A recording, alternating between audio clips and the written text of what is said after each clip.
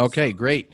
So, Larry, first of all, I want to say thank you again for inviting me to read. I mean, I've said it before and I mean it. When I come and read for Moonstone, it's kind of like coming home and reading. It's great. So, thank you so much. It was great sharing the metaphorical stage again with James, my friend and press mate. So, awesome job, James. Great stuff. And I'm also honored to meet Mubarak, and I'm looking forward to hearing your work later on this evening. So this is my book, Flashes of Light from the Deep, and it taps into a lot of different themes and topics, deals with everything from social justice, racism, class, inequality, identity. But I think the big thing that I tried to explore in it was the paradox that we all live in living in a world that is very much political, social. We are social animals, and so we have to deal with social problems together. We try to make our world better. However, at the same time, we have to deal with very individual things like putting food on the table, illness, trying to understand who we are and how we fit into the world. And so the book kind of balances those two. And most of the poems that I'm going to read tonight are from that collection. So I hope you like them. And without further ado, here they are.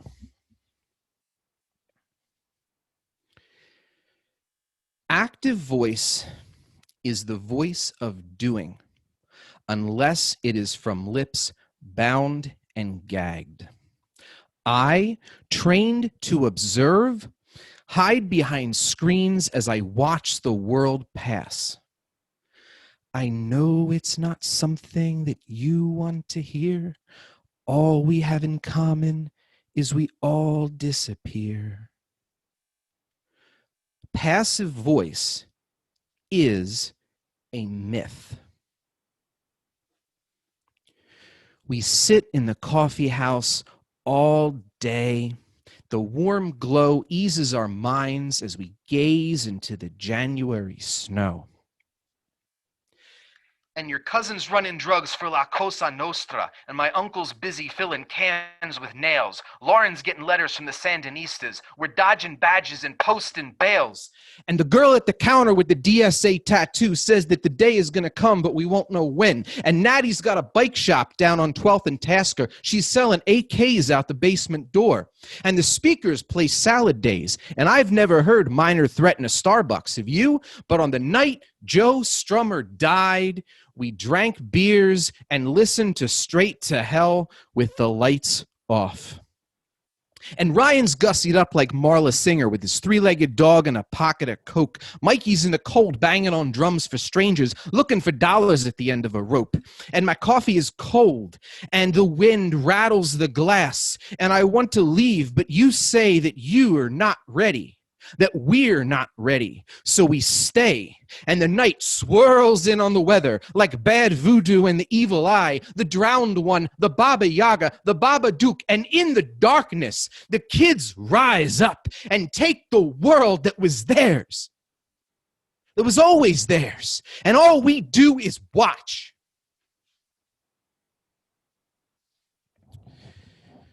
The bards I've known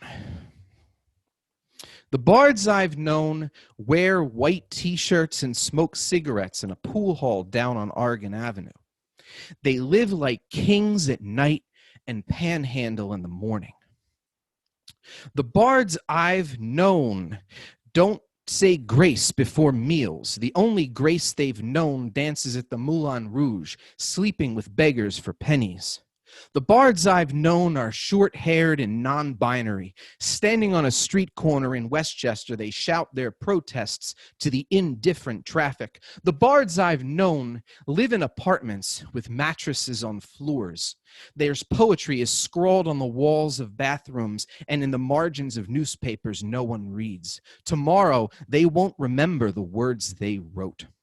The bards I've known tell tales of painted women luring boys into the dark, of women painted and forgotten, their greatest legacy being in the right place at the right time. Lautrec, you madman, look what you've done.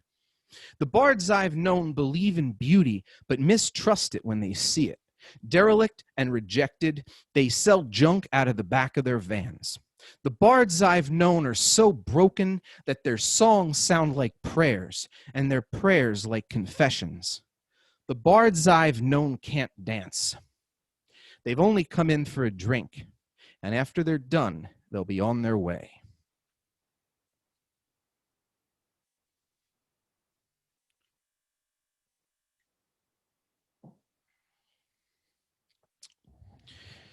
So this poem, it's funny, when you put together a collection of poems, there's some poems that sit around for a while. You've kind of had them in your consciousness for a while. And so they're poems that you're used to looking at, but people who encounter them might not be. And this poem actually is one of those. It was written a couple years ago. I first wrote it, the first version of it in 2018. But given recent events, I really feel like this has an added relevance. Like it had relevance then, but it really has relevance now. And it's a poem entitled, "Upon reading the list of white supremacist candidates running for office, your names give you away. You were not always just white. Once, you were Italian, German, Irish. Once, somebody gave up everything to come here, working so you would have a future. So quickly have you forgotten. Your names give you away." So I have a couple poems here that are not in the collection. I'm going to read those right now. This poem is called "A Week in a Life." Sunday, I exchange words for inspiration. Monday, I sit and listen to someone recite poetry. Tuesday, I think about class and revolution and the indifferent rich. Wednesday, I read Sylvia Plath and imagine creative ways to kill myself. Thursday, I walk alone in the woods, forecasting a childless future and evening rain. I drink too much on Friday and wake up on Saturday from dreams of stock portfolios, retirement, and other far-off lands that I'll never see. After all, it's all about the rules. Rule 1, do not think about what you might have been. Rule 2, do not think about what you might have been. Rule 3, wear your defiance like a patch on your shoulder. Rule number 4, place your resistance gently on the mantle like a trophy. Rule number 5, no opiates or distractions. The truth hurts. Rule number 6, the truth is beautiful. Rule number 7, never fight unless the odds are stacked against you. Rule 8, never stop fighting. Rule 9, never stop fighting. Thank you. So we live in a peculiar time in many ways, in that when we die, of course, we live on in the memories and the stories of the people that loved and cared about us, and in our accomplishments in some ways. But we also live on in that weird land of the virtual world, where sometimes there's no one around to erase our profiles and our accounts in different virtual places. And so even though we've been gone for a long time, we're still on sites such as Instagram, Facebook, Twitter, etc. And so this poem is about that phenomenon, and it's about, in particular, a friend of ours that we lost about a year or so ago. It's entitled "On Unfriending Dead Friends." This really is a problem of the now. It will be like you were never there, erased from that list of names, many of whom I really don't know. On the surface, you're just another face, a friend since in that democracy of thumbnails. An education, a job, a member of a group? Is that all we are? Of course, none of this matters. None of the past matters when we stare at the oblivion before us. But I see that I am not alone. There are 298 other people still your friends. 298 other people facing the same dilemma as I. I think I'll wait until tomorrow.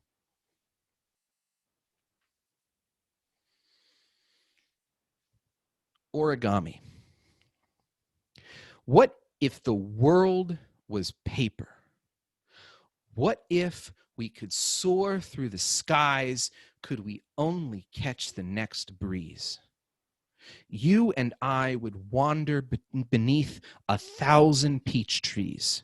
Their pink-white blossoms would fill our brains. Later, I would unfold you like a gift, laying your tissue paper skin on that silky green grass, and our flesh would fold like birds in flight.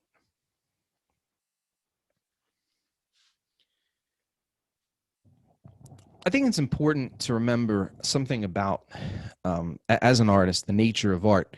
I personally believe that art is something for everyone. Everyone should be able to enjoy it and create it. But art in all its forms is also, to a degree, a privilege for us to be able to do what we do. And I think as artists, we always have to be grateful for that. We always have to remember that, because not everyone gets to do what we do. And this poem is called City is Gray. He's reading for whom the bell tolls on the train. City is gray. Getting off. City is gray. Short walk to Reading Terminal, sitting having breakfast amongst the herb trays. City is gray. Hustle, bustle, to market to get the fat pig. Hoodies and suits, city is gray. You don't know why, but the sky lies upon us like a blanket. We are all sitting on steam grates in our own way. City is gray. They want me to be something. They want me to be nothing. He hopes that I have something as he asks. City is gray. You see, it's wealth on top of poverty, on top of alienation, on top of loss of self, on top of indifference, on top of how we missed our play. City is gray. I believe in people warring. I believe disease is coming. I believe that's why I'm running. I believe in people being. I believe in people being. I believe in people being. City is gray if they say so. It's because they've never seen the shades of them all. I see them all. Standing on crowded street corners, I see them all. Bobbing and weaving amongst the winners and the losers, I see them all, showing us what we could have been had we only tried. I see them all, but never, only gray.